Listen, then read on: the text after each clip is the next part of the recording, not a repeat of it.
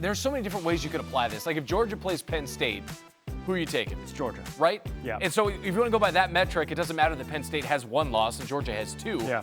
But Georgia does have twice as many losses as the Nittany Lions. And I think we saw it's not an apples comparison to what we saw last season, but when Jordan Travis went down and the committee, and I know it was a four-field playoff team. This is back when Florida State was good. Correct. Yeah. This was when they were undefeated. Jordan Travis gets injured, so now all of a sudden Florida State is not the same. Yes, they were undefeated. They went on to run the table until they got to the bowl game. However, the committee saw that and said, hey, your best player isn't on your team right now. If you take a look at Georgia, we're like, yeah, we trust their defense and their offense, okay, they're getting it done, I guess, but what the hell happened to Carson Beck? The beginning of the season, we were talking about this guy being a Heisman favorite. Correct. And now he has 9 interceptions over the course of his last 4 games.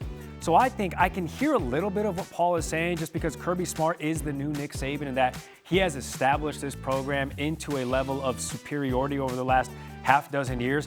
But you can't honestly take a look at the way Carson Beck is playing and say, I trust this team to get to the college football national championship.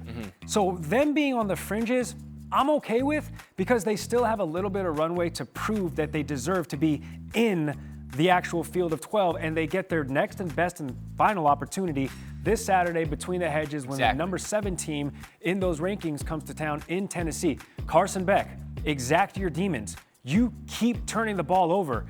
Keep and take care of it. Get Georgia back in the win column. Reinsert yourself back into the college football playoff conversation. They've been winning in spite of their quarterback, Correct. which is impossible to do long term. But in the games where he's had 3 interceptions, one of them was against Alabama, which they ended up losing, but barely. One of them was against Texas, and they won that game. Like this team is rallying. It shows you the depth and the talent and the skill positions as well as on the defensive side. So of football. imagine how good they'd be if Carson Beck just protected the football. Yeah, exactly, which everybody lauded him for coming into this season. Let's get to a different skill position. That's the running back position. You think of that in college football, and it's Ashton Jeanty, which brings us to Boise State. They're getting disrespected, in my opinion. Okay, well, there's only so much disrespect that can go around. You can't say that Georgia's been disrespected and Boise State. There are only so many chairs, right? Why not? In this game of musical chairs. Well, I want to ask you, first round bye.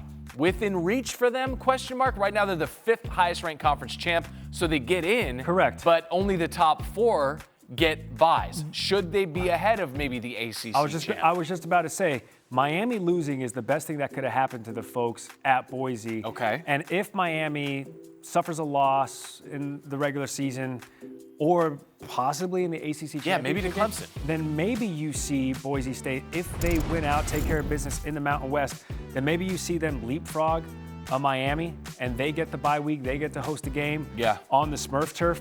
Them being on the fringes, though, I guess I saw that as a little bit of a sign of disrespect. I understand they're outside of the Power 4, but they are the team that has played Oregon the closest. The number 1 team in the country. Not named Ohio State. They lost to them by 3. Correct. Okay, at Oregon. You know what I'm saying? So Boise State, if you second game of the season, but if you take a look at Boise State's entire resume and also run that side by side with Ashton Jeanty, who's leading the country in rushing. Gonna go to New York.